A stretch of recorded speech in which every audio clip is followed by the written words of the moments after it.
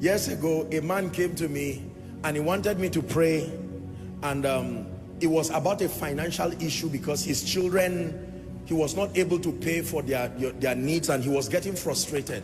And he said, Apostle, you need to help me. And I was trying to explain to him, and he said, no. And then he made a statement. He said, you don't know what it means to pay the school fees of 2 children. Then I looked at him with pity mixed with honor.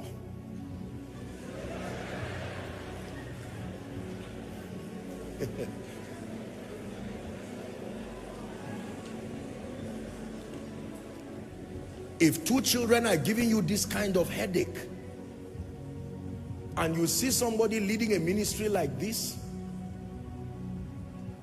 and you are saying you don't know what it means to pay the school fees of 2 children.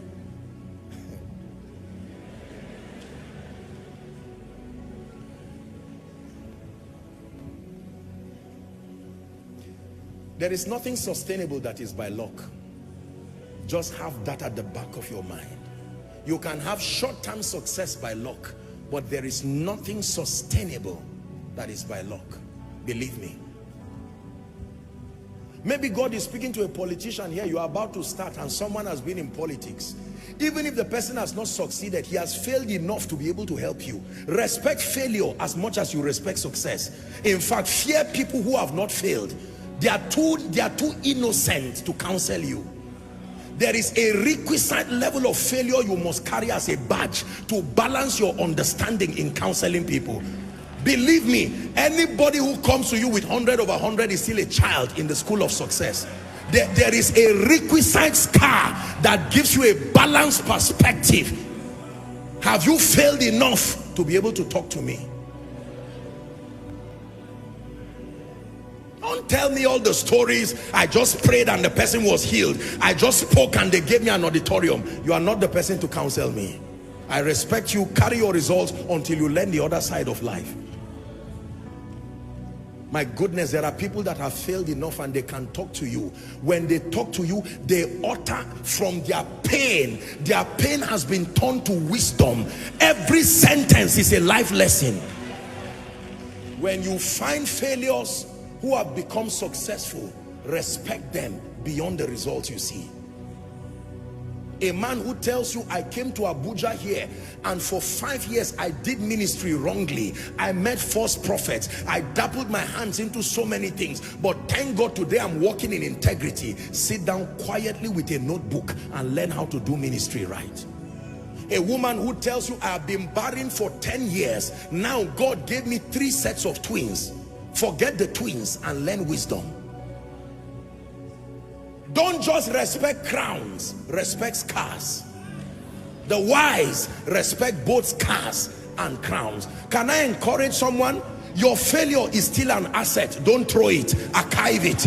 It will be one of the qualifiers for your speaking to people tomorrow. God is speaking to someone tonight. Help that woman, please. Apostle, I have cried. I have failed in life. I know what it means to be an irresponsible father. Don't throw that experience. Archive it. One day you will use from that wisdom and mentor an arrogant young man who thinks life is so easy. Most times when we are starting out in life, because of the leverage of prayer, the prophetic, or generally life just playing games with you, you can believe life is so easy and you are wondering, so why are people crying like this? I just got married and 3 months it's been so rosy. In fact, my wife is the best thing that has happened to me. And you go online and embarrass yourself. And someone who has been married for 15 years, he said, may God help you. After 2 years, you just turn and start saying life is unpredictable. All these unwise things that people do.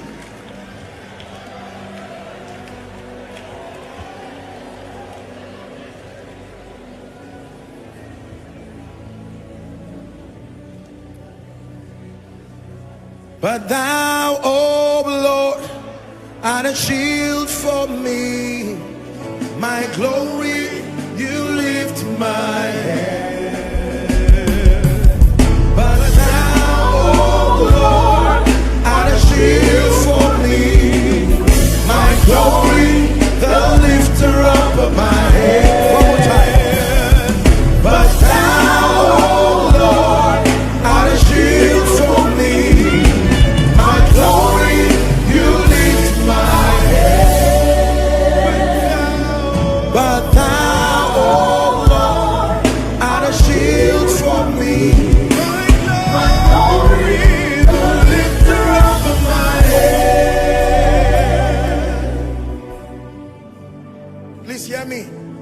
a word of hope for someone.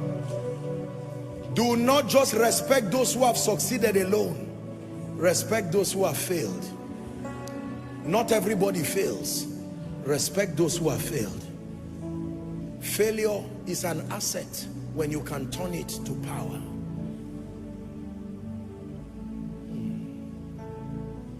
Paul said, let no man trouble me. It is not only anointing that I have, there are scars.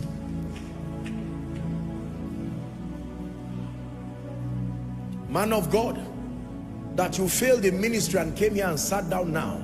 I know men will laugh at you and say you don't have results. Don't worry. There is a story through your pain that only you can give. There is a time that destiny will make a roll call. Where are those who have failed? Come forward. And you will be the only one to be able to stand and come out, because your failure has earned you a place in destiny. You know what it means to be attacked. You know what it means to be barren. You know what it means to do ministry for 1 year without anybody sowing into your life. Gentlemen, don't just look for those who live in mansions. Go and look for mama and let her teach you the secret of happiness in a hut. There is something you need to learn, because the money you think will come from the mansion, you will be surprised. You don't know the depression and the drugs that surround those mansions. Sometimes you need to learn from both a king, but you need to learn from the slave that is in his palace.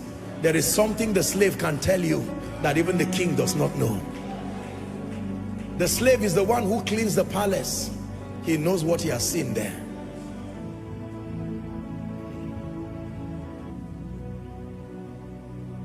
My glory, the lifter up of my head. You're my glory, the lifter up of my head. He's my glory, the lifter up of my head. You are my glory, the lifter up of my head. That will be somebody's song. That you're my glory, the lifter up of my head. You are my glory. You're my glory.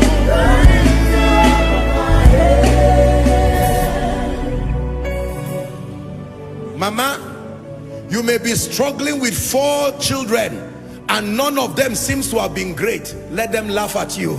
There is a story only you can tell. Continue being diligent, training the children. Let the naysayers keep gossiping. Shame on her. 4 children, nobody rising. Don't worry. Let them celebrate their success while you celebrate the art of turning failure to success.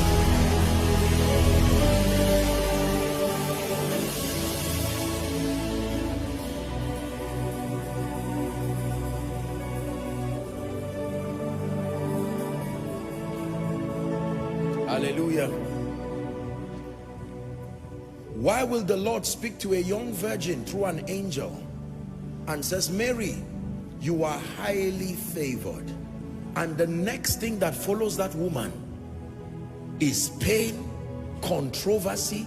There was nothing in the life of Mary that I have seen that looked like favor.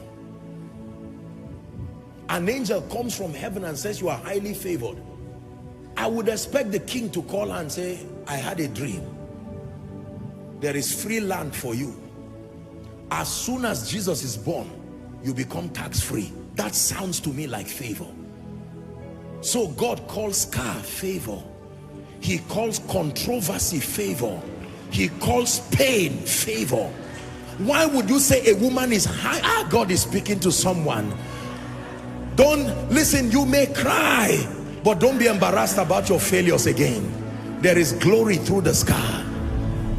There is something about the speaking of God, that until you are at your lowest moment, there is something about the voice of God you cannot hear.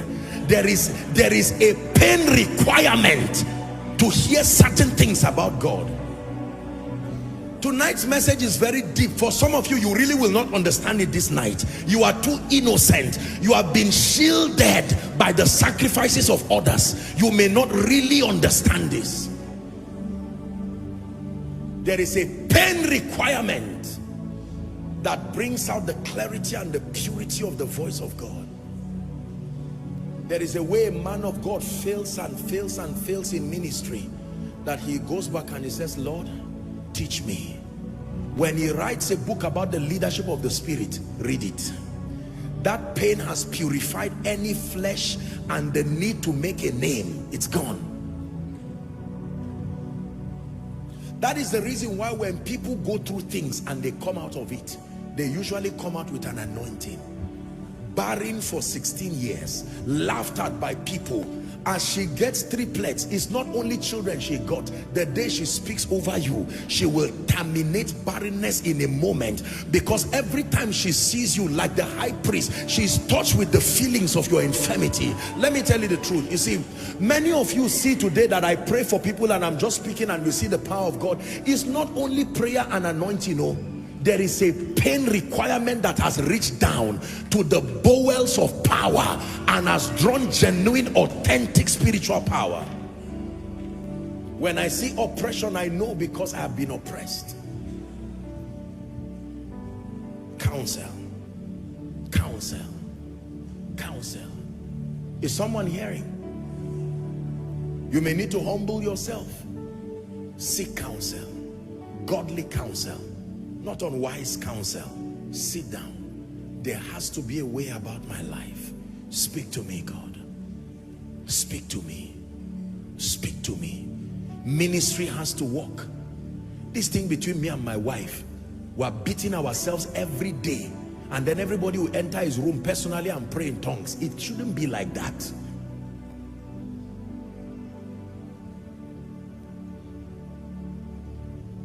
Where there is new wine, there is new power, there is new freedom, the kingdom is here.